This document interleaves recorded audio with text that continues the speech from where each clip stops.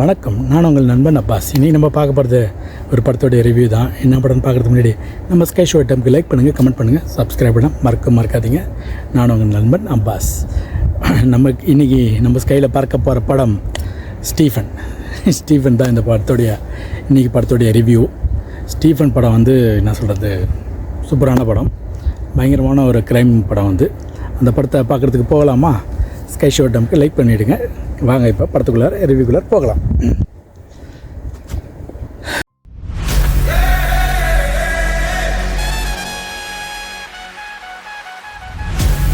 Stephen படம்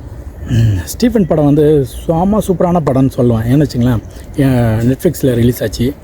almost பயங்கரமான ஒரு க்ரைம் த்ரில்லர். கிளைமேக்ஸ் இந்த படத்தில் பயங்கரமான ஒரு ஹைலைட்டு. கிளைமேக்ஸில் படத்தை முடிச்சுட்டு ப்ளஸ் மறுபடியும் ஒரு சின்ன ஒரு 5 நிமிஷம் 10 நிமிஷம் அந்த நெக்ஸ்ட்டு லெவல் மாதிரி எடுத்துகிட்டு போயிருக்கிறாங்க.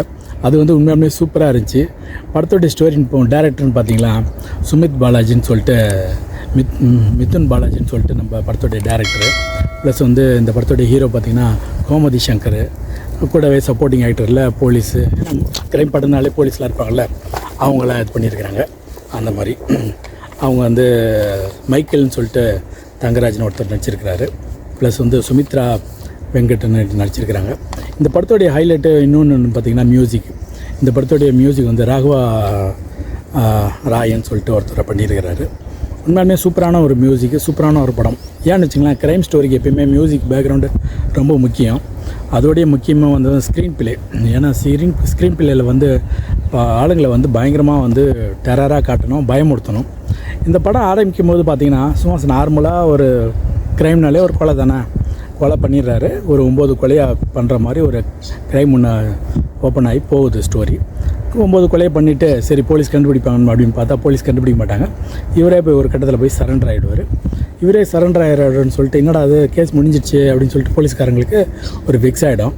அவனை வெக்ஸ் ஆகிட்டோடனே சரி இவன் இன்னாடாமல் பைத்தியக்காரனா இல்லை என்ன இதுன்னு சொல்லிட்டு கோர்ட்டில் கொண்டு போய் கொடுத்தோன்னா அவங்க என்ன பண்ணிடுவாங்க, இவர் பைத்தியக்காரனா என்ன இதுன்னு எனக்கு டிக்ளேர் பண்ணி சொல்லுங்கள் அப்படின்னு சைக்காட்ரிஸ்ட்டுக்கிட்ட கொண்டு போவாங்க.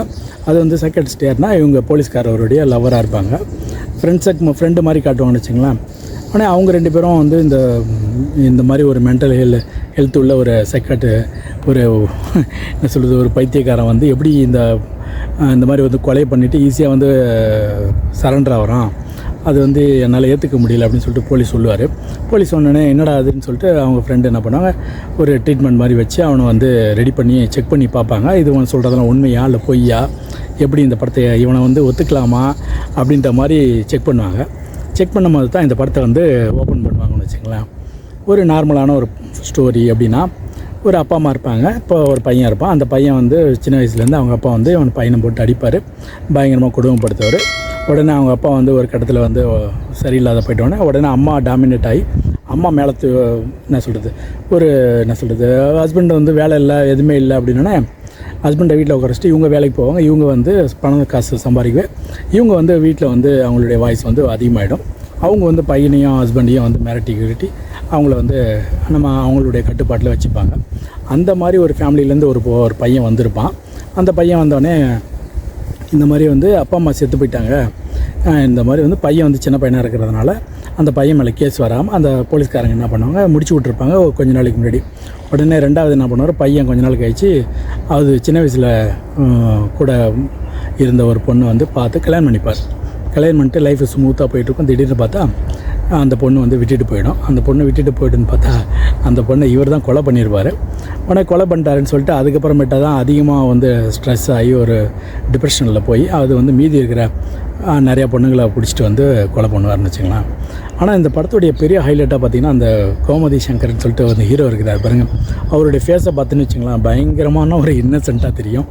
செம சூப்பராக நடிச்சிருப்பார். அவருடைய இந்த நடிப்பு பயங்கரமான ஒரு ஹைலைட் இந்த படத்துக்கு. மீதி கேரக்டர்லாம் கூட பெருசாக ஒன்று இருந்தாலும் இவர் படத்துடைய இவர் தான் ஃபுல்லாகவே தாங்கி கொண்டு போகிறாரு.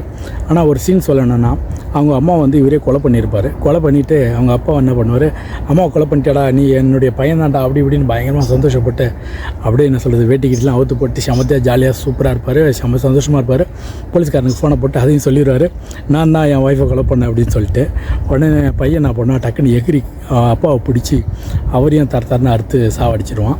என்னடா அப்பா இந்த மாதிரி சொன்னார், அப்பயும் சாவடிச்சிட்டானே அப்படின்னா அப்புறமேட்டா தான் தெரியும். கிளைமேக்ஸில் தான் அதனுடைய ரிவ்யூவில் சூப்பராக ஓப்பன் பண்ணியிருப்பாங்க. செம்ம ட்விஸ்ட்டாக இருக்கும் கிளைமேக்ஸில்.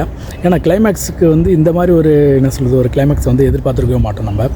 ஏன்னா இது வரைக்கும் அவன் சொன்ன ஸ்டோரி எல்லாமே சூப்பராக பொருந்தி அவனை டிக்ளேர் பண்ணிவிடுவாங்க. ஜட்ஜு கிளைமேக்ஸில் இவன் கொலை பண்ணலை, இவன் இன்னசென்ட் தான், இவன் என்ன சொல்கிறது, இவனுக்கு அந்த மாதிரி டார்ச்சர் பண்ண ஒரு அப்பா அம்மா இருந்ததுனால இவன் இந்த மாதிரி மாறிட்டான் பையன், இவன் தப்பு உணர்ந்து ஒத்துக்கிட்டான், அதனால் நீங்கள் இவனை ரிலீஸ் பண்ணிடலாம் அப்படின்னு சொல்லிட்டு ஒரு 2 என்ன சொல்கிறது 10 வருஷம் ஆயுள் தண்டனை கொடுத்து வெளியே அனுப்பிடலாம் அப்படின்ற மாதிரி சொல்லிடுவாங்க. ஃபைனல் முடிஞ்சு எல்லாமே வெளியே போயிடுவாங்க. தேட்டரும் படமும் முடிஞ்சிடும். ஆனால் படம் முடிஞ்சிட்ட பிறகு திடீர்னு பார்த்திங்கன்னா ஒரு 10 நிமிஷம் படத்தை எடுப்பாங்க.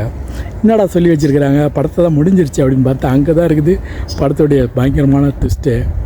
அந்த 9 பொண்ணுங்க, அப்பா அம்மா, அவனுடைய ஒய்ஃபு எல்லாமே டோட்டலாகவே வேறு மாதிரி இருக்கும். அது நீங்கள் படத்தை போய் நெட்ஃப்ளிக்ஸில் பார்த்தீங்கன்னா தான் தெரியும். ஏன்னா ஓடிடியில் ரிலீஸ் பண்ணதுனால தேட்டருடைய எக்ஸ்பீரியன்ஸ் வித்தியாசமாக இதை என்ன சொல்கிறது நமக்குள்ளார கொண்டு வர முடியாது. ஆனால் உண்மையாலுமே நீங்கள் டிவி போட்டுக்கிட்டு இந்த படத்தை பார்த்தீங்கன்னா வச்சுங்களேன், அந்த படத்துக்குள்ளார நீங்கள் போயிடுவீங்க சூப்பராக. ஏன்னு வச்சுங்களேன், அந்த மாதிரி ஒரு படத்துடைய சீன் இருக்கும், ஒரு யதார்த்தமான சீனு. அதேமாதிரி கேமரா ஆங்கிளும் சூப்பராக எடுத்து வச்சுருப்பார், மியூசிக்கும் சூப்பராகவே இருக்கும். ஏன் இந்த மாதிரி ஒரு நார்மலாக நல்லா இருக்கிற ஒரு பையன் எப்படி இந்த மாதிரிலாம் மாறி இந்த மாதிரி ஒரு சூழ்நிலையில் கொலை பண்ணுறான் அப்படின்றத நல்லாவே காமிச்சிருப்பார். ஆனால் படத்துடைய ஹைலைட் என்னென்னா, ஒரு இன்னசென்ட்டான இருக்கிற ஒரு ஆள் எல்லா விஷயமும் பண்ணுவான், அவனுக்குள்ளே எல்லாமே என்னமோ சொல்லுவாங்க, மிருகம் தூங்கிட்டு தான் இருக்கும், அப்பப்போ தட்டி எழுப்புவான் அப்படின்றது. இந்த மாதிரி க்ரைம் ஸ்டோரி நிறையா வந்திருக்கு. நிறைய கொலை படம் இந்த மாதிரி என்ன சொல்கிறது, சீரியல் கில்லர் மாதிரிலாம் வந்திருக்குது. பட் இது சீரியல் கில்லரும் கிடையாது, எந்த மாதிரி ஒரு இதுவும் கிடையாது. ஆனால் இது ஒரு வித்தியாசமான உளவியல் சம்மந்தப்பட்ட ஒரு கொலைன்னு வச்சுக்கலாம். கொலை பண்ணிவிட்டு எப்படி தான் இந்த ஹீரோ இவ்வளோ இன்னசென்ட்டாக இருக்கிறாரு அப்படின்றத எடுத்திருப்பாங்க. ஏன்னா எப்படியுமே என்ன தான் ஒரு செக்கடிஸ்டாக இருந்தால் கூட அவங்க கண்டுபிடிச்சிட்டு என்னென்னமோ ட்ரீட்மெண்ட்லாம் இருக்குது, அந்த ட்ரீட்மெண்ட்லாம் வச்சு இந்த படத்தை பையனை இவன் தான் கொலை பண்ணானா இல்லையா, இவன் உண்மையை சொல்கிறானா போய் சொல்கிறான்னு கண்டுபிடிச்சிடலாம். ஆனால் அந்த மாதிரிலாம் இதில் கண்டே பிடிக்க முடியாத அளவுக்கு கொண்டு போயிருக்கிறாங்க. நம்மளை அந்த படத்துக்குள்ளார சூப்பராக உட்கார வச்சிடுறாங்க. ஏன்னா இந்த படத்தை ஸ்டார்டிங்லேருந்து எண்டு வரைக்கும் சூப்பராக உட்கார வச்சு பார்க்குறாங்க.